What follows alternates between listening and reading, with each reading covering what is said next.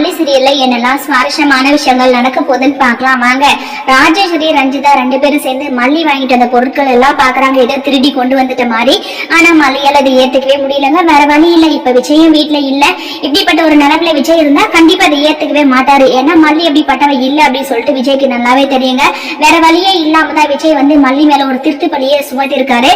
கண்டிப்பா இப்ப விஜய் வெளியில போயிருக்காருன்னா கண்டிப்பா பிசினஸ் விஷயமா போலங்க. அந்த பணம் எப்படி மல்லியோட அக்கௌண்ட்டுக்கு வந்துச்சு, மல்லி எப்படி அக்கௌண்ட் ஓபன் பண்ணாங்க அப்படின்றது எல்லாத்தையுமே வந்து கண்டுபிடிக்கிறதுக்காக தான் நம்ம விஜய் பாத்தீங்கன்னா பெங்களூர் போறா அப்படின்னு சொல்லிட்டு வெளியில போயிருக்காரு. கண்டிப்பா வீட்டுக்கு வரும்போது இந்த பணத்தை யாரு திருடுனது, அந்த ஏடிஎம் கார்டு யாரு மல்லியோட பேக்ல வச்சது அப்படின்றது எல்லாத்தையுமே வந்து சரியான ஆதாரத்தோட தான் எடுத்துக்கிட்டு நம்ம விஜய் வந்து வீட்டுக்கு வர போறாருங்க.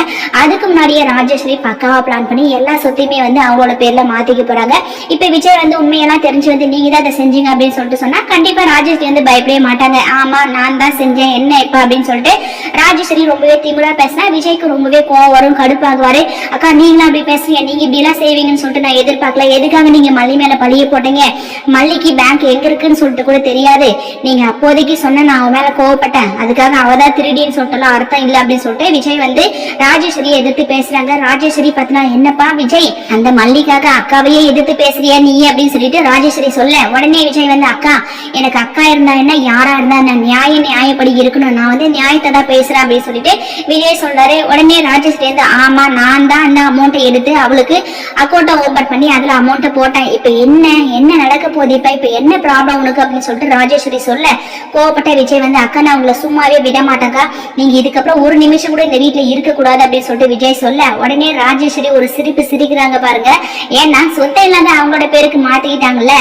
விஜய் என்ன இந்த வீட்டை விட்டு போக சொல்றியா, இந்த சொத்து ஃபுல்லா யாரோடது தெரியுமா அப்படின்னு சொல்லிட்டு ராஜேஸ்வரி கேட்க இதுல என்னக்கா சந்தேகம், எல்லாமே என்னோடது அப்படின்னு சொல்லிட்டு விஜய் சொல்றாரு. நானா பார்த்து கொடுத்தாதான் உங்களுக்கு, இல்லையாட்டி இல்ல அப்படின்னு சொல்லிட்டு விஜய் சொல்ல உடனே ராஜேஸ்வரி வந்து ரஞ்சிதா கூப்பிட்டு ரஞ்சிதா அந்த பத்திரத்தை எல்லாம் கொண்டு வந்து விஜய் கையில கொடு, இந்த சொத்து ஃபுல்லா யார் பேர் இருக்குன்னு சொல்லிட்டு பாக்கட்டும் அப்படின்னு சொல்லிட்டு ரஞ்சிதா எடுத்துட்டு வந்து விஜய் கிட்ட கொடுக்குறாங்க. விஜய் அதை பார்த்து ஒரே ஷாக்கிங், என்னடா நம்ம பேர்ல இருந்த சொத்து எல்லாமே திடீர்னு அக்கா பேர்ல மாறிட்டு இருக்கு அப்படின்னு சொல்லிட்டு விஜய் யோசிக்கிறாரு. ராஜேஸ்வரி வந்து என்ன விஜய் நீ பெங்களூர் போறேன்னு சொல்லிட்டு போய் சொல்லிட்டு போனா அதை நான் நம்பிடுவேன்னு சொல்லிட்டு நினைக்கிறியா? நான் உன்னோட அக்கா, உன்னை பத்தின எல்லா விஷயமும் நீ ஒரு அடி எடுத்து வச்சா கூட அது எல்லாத்தையும் நான் தெரிஞ்சுக்குவேன்.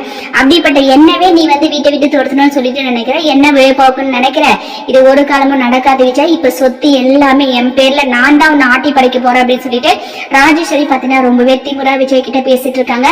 வெயிட் பண்ணி பார்க்கலாம் என்ன நடக்க போகுதுன்னு சொல்லிட்டு. இந்த வீடியோ பிடிச்சிருந்தா மறக்காம நம்ம சேனலை சப்ஸ்கிரைப் பண்ணுங்க. தேங்க்யூ.